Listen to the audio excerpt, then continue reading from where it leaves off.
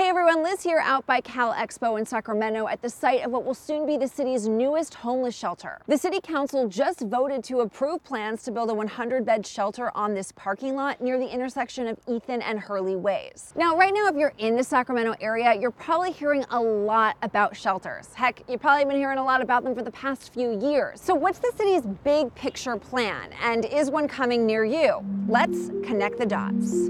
Earlier this year, Sacramento Mayor Steinbergs released a $40 million plan to address homelessness. Now, a good chunk of that money, he said, would go towards funding shelters that, in theory, would have more resources that could help homeless people get out of the shelter and into more permanent housing. Now, as part of this plan, the mayor directed all city council members to find sites in their districts that could be turned into a shelter. That means at least 8 shelters will open across the city. Whatever we need to do to be a little more flexible, to move on a dime, that's what we're going to do. Now, if all this sounds familiar, that's because back in the summer of 2017, there was a lot of controversy over the proposed opening of a shelter in North Sacramento. It did open. In fact, it's still open, but people in that district felt like they were the ones having to shoulder all the burden for the whole city. We feel the need for this, but it has to be a shared burden. Well, that's essentially what's happening now. In fact, the first shelter to be approved is this one here at Cal Expo.